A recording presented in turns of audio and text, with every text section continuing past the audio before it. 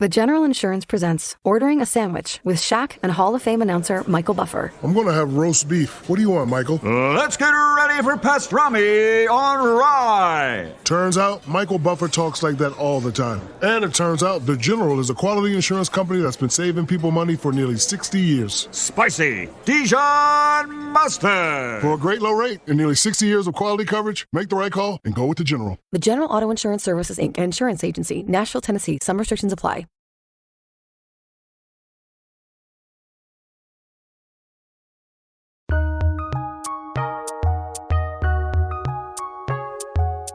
Welcome to the Fantasy NBA Today podcast.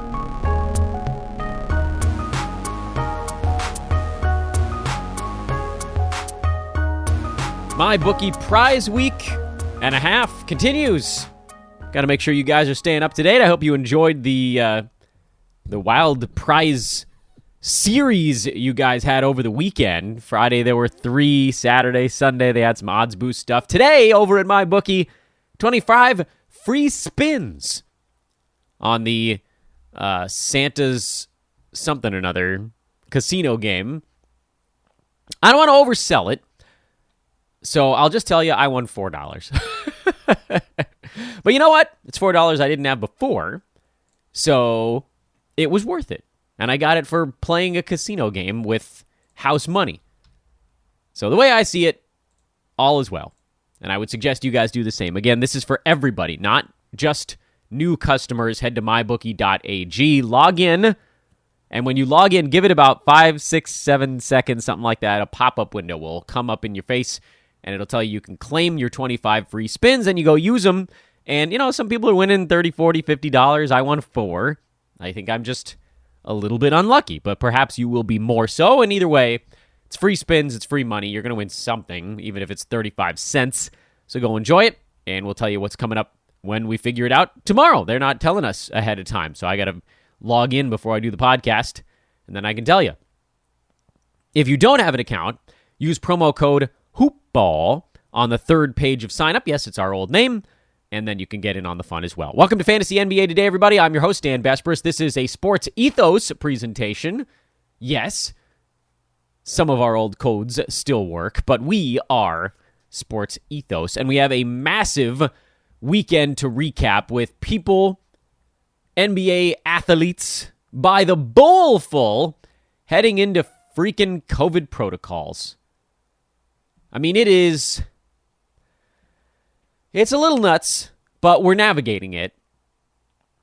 And I would offer the same general idea that I have been in the past, because I get it. Like, first thing this morning, Jason Tatum into protocols. First thing this morning, DeLon Wright, replacement, awesome point guard to use for Trae Young, who was already in protocols. Now DeLon is in protocols. And I get it. This is tough. But I would once again offer the same advice I gave last week, which is see this as an opportunity and not as an impediment. I've long believed, and it's why I started this podcast, that if you bust your butt in fantasy sports, you should have a better chance of winning. It's why I prefer first come, first serve to auction. And I get it. Everybody's like, auction is more fair. Yeah, probably. But you know what? It's first of all, it's way more work to set up your this like laundry list of moves you might want to make overnight. In a roto league where you're making a bunch of moves all the time and there's no cap on it, takes forever. You got to set your waiver priority. I mean, I had like 9 guys in a waiver priority. It was really only 3 or 4 players. I just had to set up, all right, well, like if I get beat on the first one, then I got to set it up as the second thing. So the first player I had 1, and then the second player I was moving, and I had to set 2, and the third player I was doing, I had to set 3 things because it's a hierarchy. I think you should be able to just go get the guy you want. That's more fun to me. If I'm watching a game or I'm watching the news stream by, if I'm watching something live on my TV and something crazy happens, I should be able to go spring on it. Forget outbidding somebody. If I'm faster, I win. That's kind of the way life works. If you're faster to something, it's probably going to benefit you. Not, oh, well, let's give Timmy time to catch up. He didn't watch the games. He's checking the box scores at 11:56 p.m. Screw that. But anyway, not the point of this little pre-reverse chronological lightning round rant. The point of this rant is see this as an opportunity. See this as a way where if you can keep better track of everybody that's in and out of protocols and you can make the better moves, you can win your head-to-head week. You can gain ground in your Roto League by having 2 to 3 guys on your team that are putting up top 60, top 70 weekly numbers for 5 days. Do it with 2 guys at a time. I mean, do that for a couple of weeks. You're talking about 5-10% of your overall season in a games cap format. See this as an opportunity. You can follow me on Twitter, by the way, at Dan Besbris, DanBesbris. Let's dive into reverse chronological lightning round. Starting with Sunday, the early game was Orlando and Miami, and Jimmy Butler's back. Thank the good Lord. That one took a while. That is a lot of my teams that are in much better shape as of midday Sunday than they were first thing Sunday morning. Butler looked pretty good, rusty, albeit. No real surprise there. Kind of a nice little warm-up match against a zombie Magic team, which, look, they're not very good even when they're at full strength. So Butler had 17, 11, and 4, 3 steals. That's always the good stuff. Caleb Martin had a nice game off the bench. Gabe Vincent is filling in for Kyle Lowry right now. And by all accounts, he should have a path to a decent week without Kyle Lowry. Gabe Vincent is probably, of the streamers, if you want to call the fringe guys, because like Tyler Hero got ejected in this ball game, and he obviously would have done a lot more had he not been punted from it.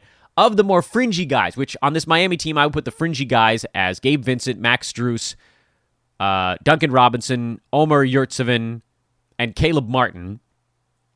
Yeah, there's a bunch of them. The one you probably trust the most is Vincent, because he is the fill-in point guard. So there's just going to be a couple of assists that roll his way. The roll of the dice guys are Max Strus, who things so very heavily built on whether or not he's hitting a bunch of three-pointers. And I feel like with Butler back, that is actually going to impact the guys that need the most volume the most. And then Yurtseven, because with Dwayne Dedmon hurting his knee over the weekend, suddenly Omer's the only center left.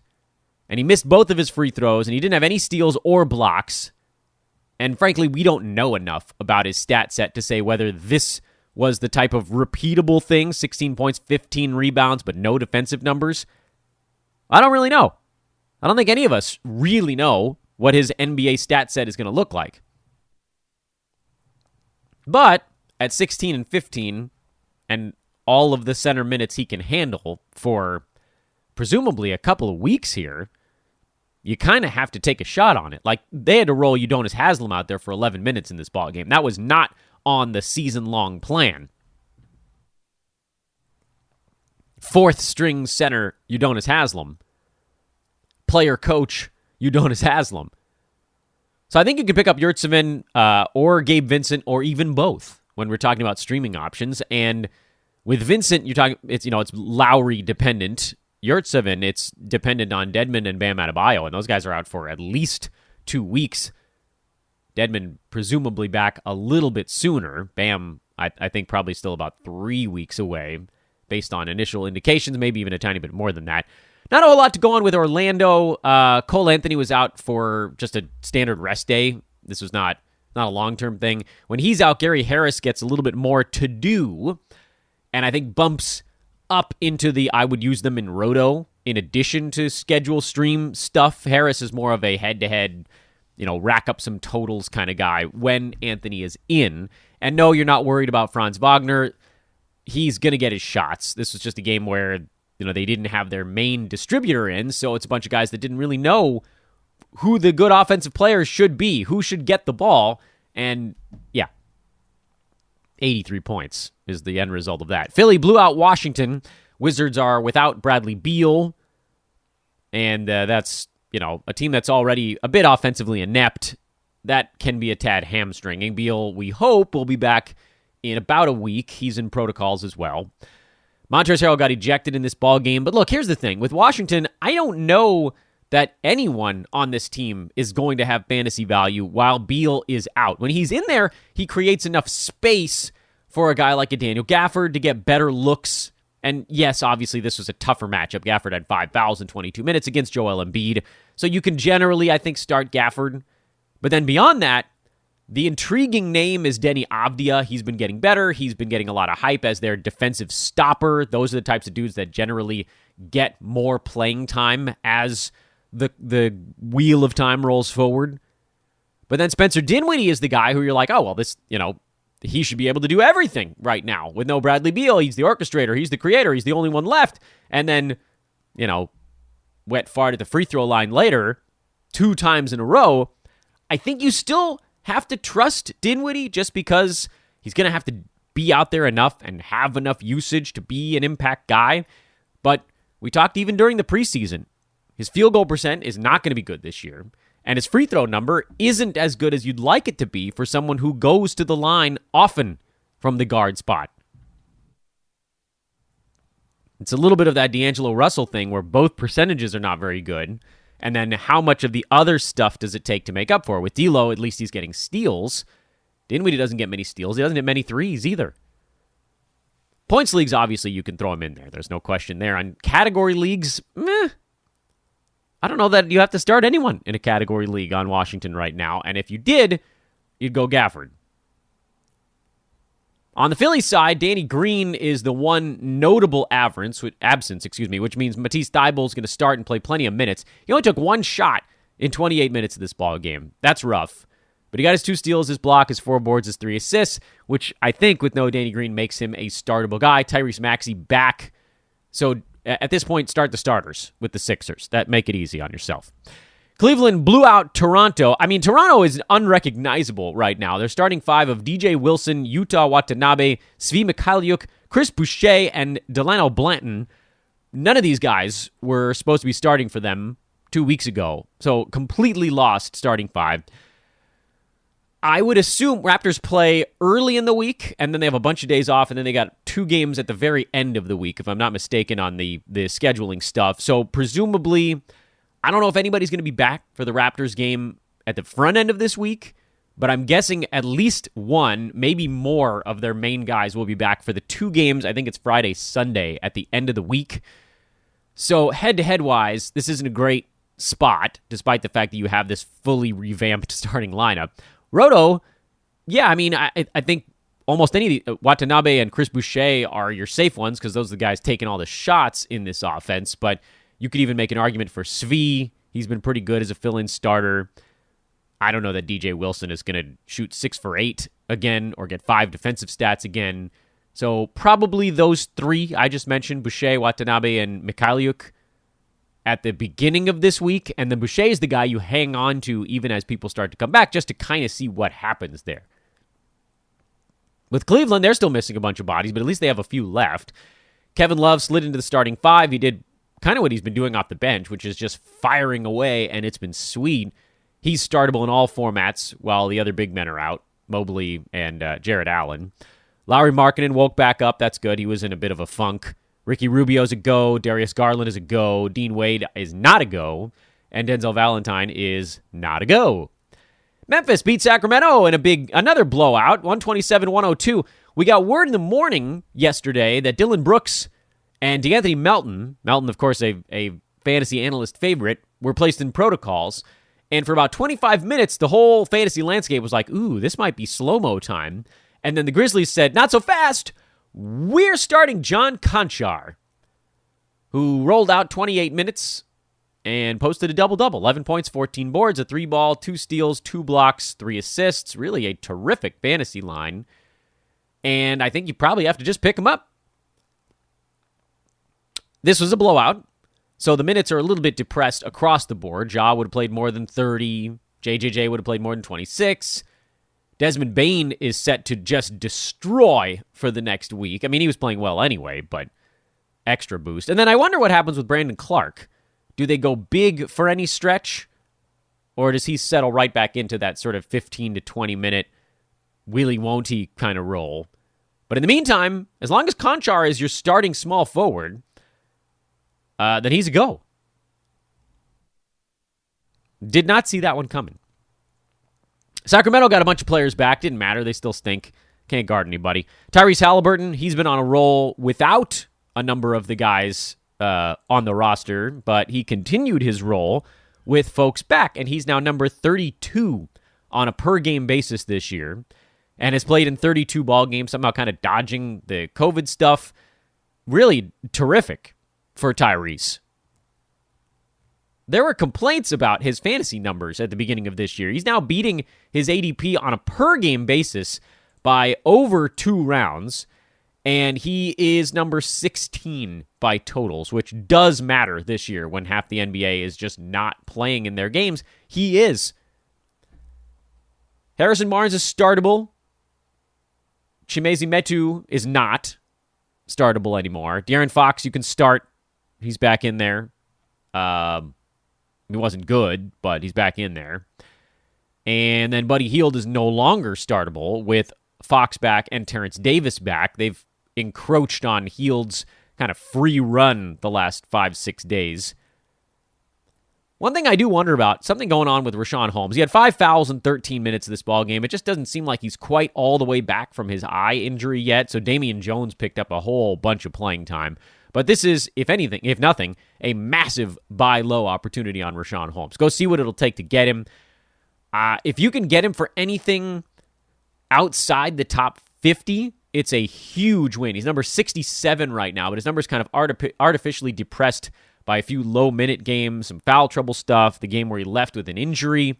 If you wipe those out, he moves right back inside the top 50. So look at some of the guys around Rashaan and see if those guys will get you Rashaan. Josh Hart is number 69. I doubt that would get the job done. Kyle Lowry, hurt right now, but that probably would have done it. I don't know if I'd give up Middleton. He's been on the rise. Mikal Bridges, he's probably someone I would consider parting with, although he and Rashaan probably fall into a similar bucket. Gordon Hayward, he's not going any higher than mid-60s. He's someone I think you could give up. That's an interesting one. He's got some name value. Go get Rashaan Holmes for Gordon Hayward.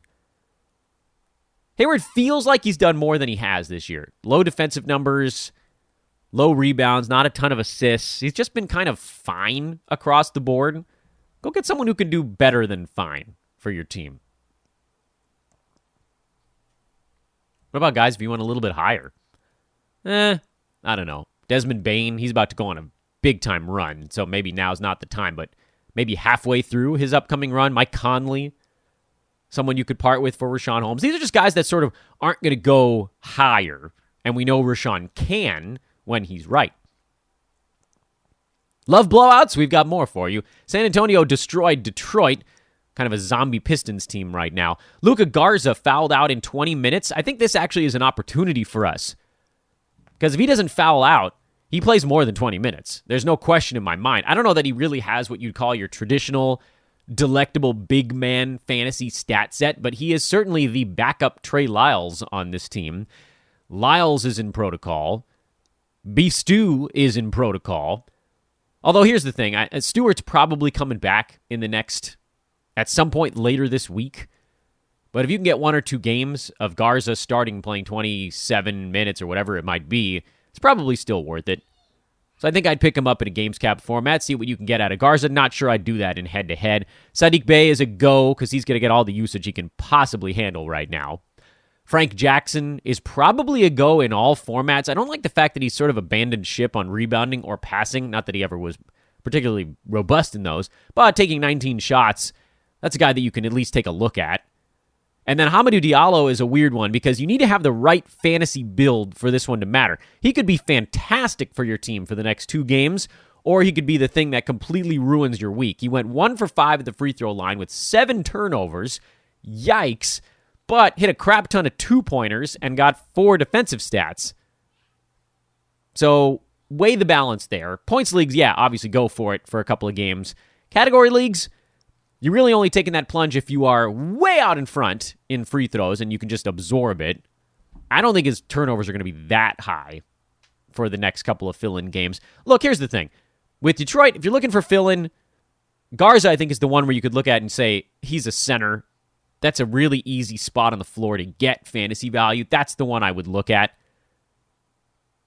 Bay, I count Bay as just someone who's on teams right now, but throw him in there as well because he got off to such a terrible start this year. Now that everybody's out, he's someone you definitely need to be using. And then Frank Jackson is sort of the next rung down. Given how many great options there are, streaming-wise, we've already talked about today, I don't know that you need to go as far down the board as Frank Jackson. Spurs in a blowout win. Everybody got to play, so just throw this one out. No reason to dive too far into that number. Let's move along to the next one. OKC beat New Orleans 117-112. Josh Hart was the story on the New Orleans side, in addition to Brandon Ingram leaving with a sore Achilles. Hopefully that doesn't turn out to be a big deal. If it does, Devonte Graham is the guy who moves back up and over the cut line now that his usage gets the kick that it needed, that it wasn't going to get when Ingram is in there and taking the most shots on the team. Garrett Temple played the extra minutes for Ingram. And to his credit, we have seen Garrett Temple do enough fantasy-wise in the past. You just don't know the Ingram timeline. Fact number 1, it's gifting season. Fact number 2, no one returns alcohol. So this year, get everyone on your list the gift of beer, wine, and spirits delivered with Drizzly in under 60 minutes. 60, you heard that right. Right now, Drizzly is giving every new customer $5 off their first order. Just use promo code FAST5 at checkout. Download the Drizzly app or go to drizzly.com. That's DRIZLY.com. And use the promo code FAST5 for $5 off your first order. It's unbelievable. The convenience of home delivery in under 60 minutes. You get it when you need it. Shop across stores so you can choose from a huge selection. Get exactly what you want. Compare prices between stores to get the best deal that you're looking for. Drizzly is the #1 app for alcohol delivery. Again, download the Drizzly app or go to drizzly.com now and use FAST5 at checkout for $5 off your first order. This is for new customers only. And again, get beer, wine, and spirits to your doorstep in 60 minutes. The General Insurance presents Shower Ballads by Shaq. And I'm gonna keep on loving you, 'cause it's the only thing I wanna do. Turns out, everyone does sound better in the shower. And it turns out, The General is a quality insurance company that's been saving people money for nearly 60 years. I just wanna keep on loving you. For a great low rate and nearly 60 years of quality coverage, make the right call and go with The General. The General Auto Insurance Services, Inc., an insurance agency, Nashville, Tennessee. Some restrictions apply. So I don't think I'm using a bunch of moves on this spot. I think I probably just continue to roll with the same guys we have been. And on the OKC side, that's a big fat I don't care. Shea is the one guy you're using regularly. Lou Dort is the secondary option there. Aaron Wiggins played well, but I don't think that we're diving into that one, at least not until we see this type of stuff consistently. So let's keep moving. We got a lot to cover today. I don't want to take too much time on any one game unless it requires it. Chicago, don't care much. Lonzo Ball out. Kobe White is the fill-in point guard, but he's going to be the distant fourth option in that first unit. So pass. Thank you very much. Indy, Brogdon's still out, which means we're finally kind of getting full-blown Karis LeVert. It took him about 2 months now to get to health, but he's looking like it all of a sudden. And maybe Brogdon being out is the thing that clicked him into shape, or maybe it's just that his back finally doesn't hurt so much.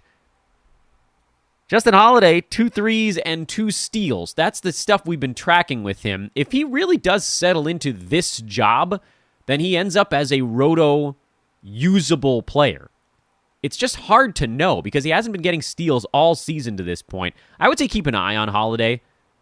There's so many more intriguing kind of flash-in-the-pan, one-week fill-in type options where we don't have to rely on a later-round plotting type like Holiday. But maybe when all of this crazy COVID stuff, this wave passes, which it will at some point, probably in the next couple of weeks, honestly, because most of the NBA is getting it.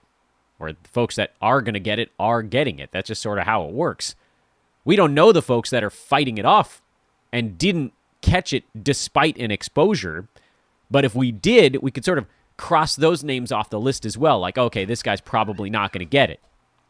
Or at least this variant. I don't think that we can cross off future stuff, but that's the whole percent efficacy thing on vaccine. Some guys that got the booster and have been exposed to Omicron didn't get it because they fought it off, so they just won't. So I think we're farther into this thing than it feels like, even though, what are we at now? Like 20% of the NBA has hit protocols. It's probably a much larger number than that are now sort of safe from being eliminated. But anyway, point of all of this is, at some point this wave is going to crest, and then a guy like Justin Holiday is someone you're looking at like, oh, maybe this can stick for the rest of the year. But right now we don't have to look for sort of those quiet rest of season producers when we can be hunting for 1 weekers or 2 week guys like a Yurtseven or Garza, who we talked about already, or Eric Bledsoe, who we're going to talk about here in just a second, while he's filling in for Reggie Jackson. Reggie Jackson would have been filling in for Paul George as the lead ball handler, but again, you're sort of 2 rungs down the totem pole. And forget the fact that Terrence Mann is the direct fill-in for Paul George. Bledsoe is the guy who moves up the pecking order. That's what we need to be looking at here. So with no Hartenstein and no Marcus Morris, who, by the way, cleared protocols, he just wasn't reconditioned yet, Bledsoe and Ivica Zubac had huge ball games against Denver yesterday. Terrence Mann, 11, 7, and 8, solid performance. We've seen him sort of fluctuate up and down in terms of his actual fantasy production. So I trust Mann a little bit less. Nick Batum, I think we can move on from. He's just sort of, he's regressed back into the doing nothing iteration of himself, which makes me think he's probably still hurt. And then looking forward, when Reggie Jackson comes back, he was quite good with Paul George out because he got assists in addition to his sort of high-volume, low-efficiency scoring stuff. When you add on that one extra category, that moved him into the must-start territory. So keep a close watch on the point guard stuff. When Reggie Jackson comes back, move from Bledsoe stream to Jackson stream. Although there's a chance that Bledsoe might actually be worth using in that window as well. We just don't know for sure, and you could probably give it 1 game to see what shakes out. Same story in the front court. As Marcus Morris comes back, as Isaiah Hartenstein comes back, what does that do to Ivica Zubac? In the meantime, you're just rolling him out there. I think we might see Marcus Morris tonight. I don't know if I'd start him in his first game back, but when he gets going, he's probably the starting power forward on this team, and he's probably going to take 13, 14, 15 shots a game, which, as we've seen before, makes him a fantasy-relevant player. He needs over 12 shots a night. Will Barton was a little bit better on the Denver side. Thank goodness for that. He's been quite bad lately, and we talked about it on Friday's show. You're not dropping him, but it was perfectly reasonable to bench him because Denver's kind of been Nikola Jokic against the universe of late, and he'd love it, I'm sure, if Barton came back and started contributing as he had previously. And I suppose you could just start them both and kind of close your eyes and hope that Barton actually does what you'd want him to do. A reminder, of course, before we turn the clock back to Saturday on our lightning round performance here, that this show, as all of our shows right now, brought to you by our buddies at ThriveFantasy.com. Prop up with the Thrive Fantasy app available on Apple and Android devices, or just do it on the computer the way your friend Dan does it here, because I'm an old man with old man tendencies. ThriveFantasy.com. Want to know how it works? I'll be happy to tell you. It's quite simple. You just need to know what the superstars are going to be doing on a given night. No longer must you toil in the buckets of deep bench options. Although right now that's probably, that's everybody. The deep bench are the starters right now. But props, overs, unders. What do you think LeBron's going to do? What do you think Giannis is going to do? Get it right. Pick 10 out of the 20 options. Get them right. And you win money. It's that easy. You don't need to know whether or not Stanley Johnson was going to get big minutes for the Lakers in his season debut in LA. You needed to know what Russ was going to do in that game. That's how Thrive works. You understand the superstars. You rack up points based on how many of those props you get right, and that'll win you a share of the money. Right now, use our promo code ETHOS, ETHOS, when you sign up at ThriveFantasy.com. ETHOS, and get yourself a 100% deposit match bonus. Do what I asked you to do last week. Take the money, the free money that we've been getting over at mybookie.ag, and just flip it over into Thrive Fantasy, and then you can be making money in both places with none of your own skin in the game. It's all free. It's all free money coming from MyBookie. They can use that, and you can keep doubling it up over at Thrive. The 100% deposit match bonus also includes free contest entries at ThriveFantasy.com. You can get it up to $100. They'll match it. And for only a $10 deposit, you get the $10 bonus, and you get a pair of $20 contest entry fees. So go try it out. Give them a try with the free stuff we've been getting you at MyBookie. Go to ThriveFantasy.com. Again, sign up using promo code ETHOS, or click on the links we've been posting on the interwebs. Saturday. Head back to Saturday. The funny thing about reverse chronological lightning round right now is that the things we've seen in some of these games are already fully obsolete. Usually at least the weekend is still relevant on Monday. Not lately. Knicks beat the Hawks on Christmas morning. Another change up in rosters and lineups on both sides. Atlanta, we got a big game out of DeLon Wright. He's in protocols. There was a big game out of John Collins. He's in protocols. Cam Reddish isn't. Bogdanovich isn't, and Clint Capella is back. So as you look at Atlanta, and then maybe we get Trae Young back here in the not-too-distant future, which would sort of simplify things, but at least for right now, it sure seems like Bogdan, Cam, and Capella are guys you can trust going into Atlanta's game while we wait on news of anybody coming back from protocols. On the Knicks side, not as much protocol-related as, hey, look, Kemba is actually still good related. Triple-double in the Christmas morning game. He didn't shoot the ball particularly well, but again, you get a triple-double out of your point guard, you're probably not going to fight about it, especially when he makes his free throws. RJ Barrett was back. He was terrible, not surprisingly. He was quite rusty, missed most of his shots and both of his free throws. But the real news in this game, I thought, was Alec Burks being shuffled back to the bench, and the Knicks starting RJ Barrett and Evan Fournier and Kemba Walker. I'm not really sure what position any of these guys play. I guess Kemba's technically the point guard, but between Fournier and Barrett, they're sort of a wash. Burks struggled. Again, played just 17 and a half minutes. I think you can probably turn that into a streaming slot now. Barrett was only a points league option anyway. Evan Fournier somehow didn't really take advantage of the fact that everyone on the team was out. And so, no, I don't trust him either. Certainly in the short term here, though, with the reconfiguration in New York, Mitchell Robinson is an all systems go right now because Nerlens Noel is in protocols. Kemba's a go. Well, Julius is a go. And that might be about as far as we can take it. I think Burks, I don't know how you start him if he's coming off the bench again. The whole point, then the excitement at least that I had around Alec Burks was that he was starting and playing 35, 37 minutes a game.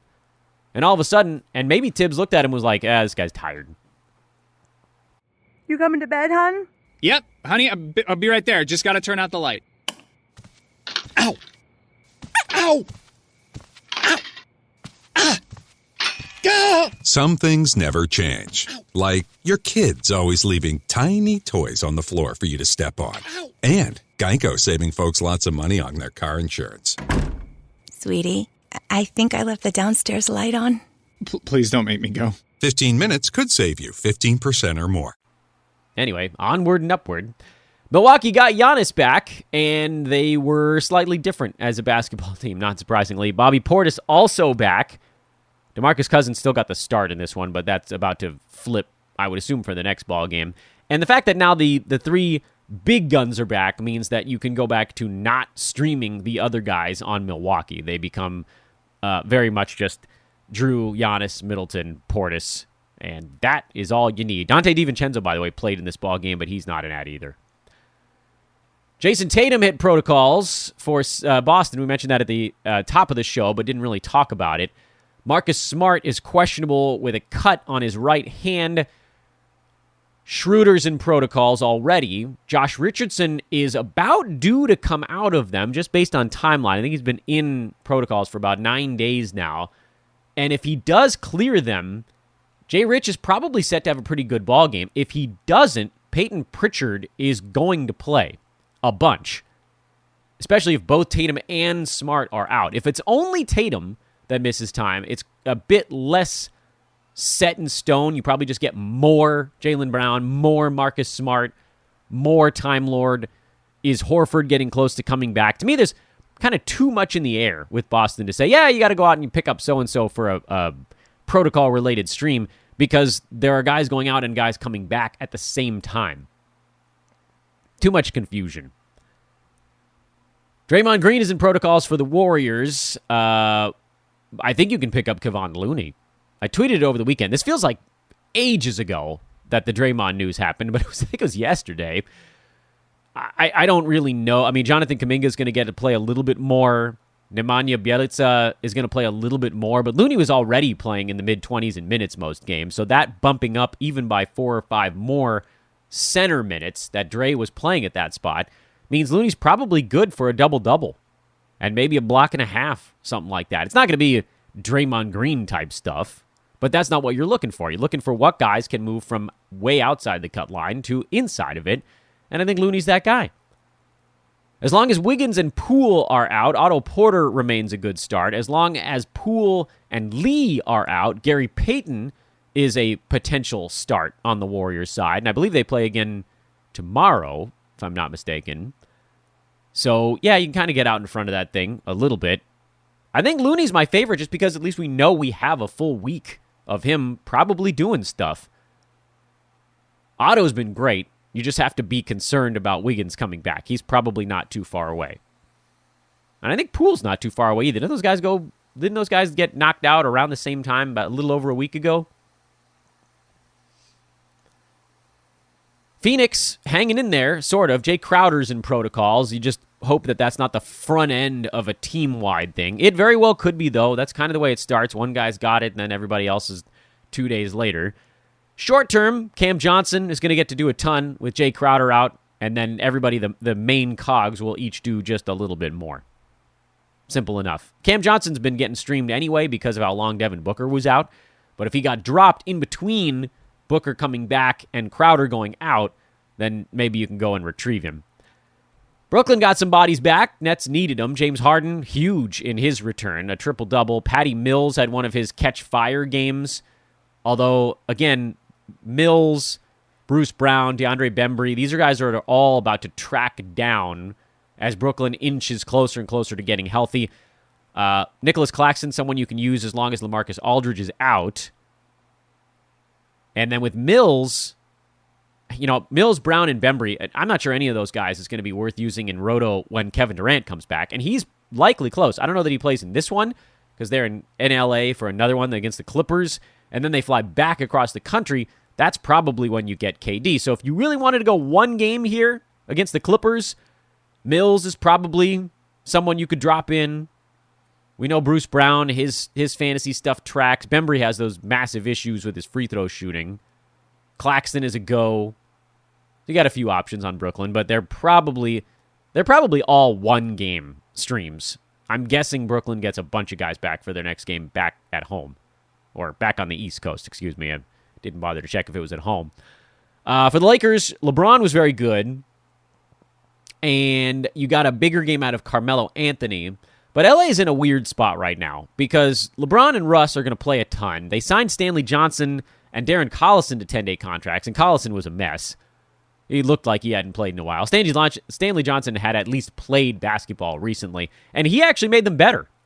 Picked up a bunch of fouls and didn't do much offensively, but at least was guarding people, which is more than you can say about almost everyone else on the Lakers. LA's playing some of the worst defense in the NBA, outside of maybe Sacramento, but just a complete lack of awareness of where people are supposed to be. I mean, if you watched the first quarter of that Lakers-Nets game, you saw, 6, 7 possessions where Nets were wide open and 2 Lakers were guarding the same guy on the wrong side of the floor. Just no communication, no defensive awareness at all. And I don't know who you put that on. I think THT was responsible for a couple. Ellington was responsible for a couple. Melo came in, and he was missing assignments left and right. They ended up going with a heavy dose of Melo, Malik Monk, Stanley Johnson as the other guys besides LeBron and Westbrook. And that was when the Lakers made a little bit of their run, because at least Stanley Johnson had some idea of where he was supposed to be, and they could kind of cover up for Melo's bad defense. And you could see Monk was trying. He was closer. He's like somewhere in the middle of that pack. So I don't know. I really don't know what the Lakers are up to. Guys are going to keep coming back. I don't really like almost any of these guys outside of LeBron for a roto format stream. I don't know that I like them for head-to-head either, just because there's so much of a hot hand thing going, and who can actually get anywhere near the player they're supposed to be guarding. Certainly if you drafted Russ, you're probably playing him, but you shouldn't have drafted him, and so we move along from that. Utah beat Dallas 120-116. This was actually kind of a fun ball game. Donovan Mitchell hurt his lower back, and he's likely to miss, I believe, 2 games. He's not going on their short road trip. That means a heavy dose of Jordan Clarkson. We saw that last year. He's going to get a lot of shots. I saw Joe Ingles getting picked up, but he's actually one more injury away. If you have Clarkson already, he's generally rostered, then you should just feel a tiny bit better about him. And it's kind of the first news of any kind out of Utah all year, perhaps. And with Dallas, Kristaps Porzingis came back. That's good. That generally means that everybody else is not going to be good anymore, outside of Jalen Brunson, who continues to fill in for Luka Doncic. So just go back to those 2 guys. Don't worry about everybody else on that side. We've already told you about MyBookie. We've already told you about Thrive Fantasy. This is my opportunity to do my mid-show beg. Yes, that's right. I'm begging. Drop a 5-star review on the podcast, folks, because I haven't bothered you guys about it in a while. Open up the podcast app on your mobile device, or go to the podcast tab in iTunes on your computer. Hey, I heard that Spotify is adding an ability to rate and review. So if you listen to it on Spotify and you've subscribed, I think you can now actually leave a review over there. So that's kind of cool. But please do it on podcast app or on iTunes. That's the one that really drives things. And we want to try to pile up some ratings between now and next season when the big preseason wave hits. And we don't have a Friday to cover because there were no games on Friday. So that was it. We're not doing all 30 teams today. I think how many of those clubs did we do? We got through like 25, 26 of them. So pretty close. But a couple teams had some days off. We already talked about them way back. And we can reset your brains with them on social media. Ah, yes. Good old social media. Follow me on Twitter at Dan Vespers. Make sure to follow the Sports Ethos Fantasy feed at Ethos Fantasy BK. BK for basketball, because we're going to be starting other sports here at Sports Ethos in the not-too-distant future. It is the best fantasy news feed on this planet.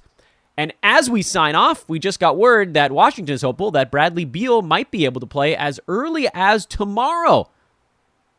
Can you believe that? Not vaccinated, but apparently, I guess, asymptomatic and worked his way through it quickly. Or I guess it's possible that this was just an exposure. We never even thought about that angle. We all just assumed, myself included, that Beal caught it again, but he might have just had a close exposure, and so the quarantine, perhaps, only a week. We shall see. That would be great news for tomorrow, and would certainly move Spencer Dinwiddie way back outside the cut line. But we can talk about that on tomorrow's pod, which I think is going to be with our buddy Adam King. I guess I should probably talk to him and make sure we're on for tomorrow. You'll find out when you find out. Once again, Fantasy NBA Today, the name of the show. Sports Ethos, the name of the company. Dan Vespers, the name of the me. Have a great Monday, everybody. I'll talk to you on the internet. I guess that's where I'm talking to you anyway, but I'll do it on Twitter. How about that? So long, everybody.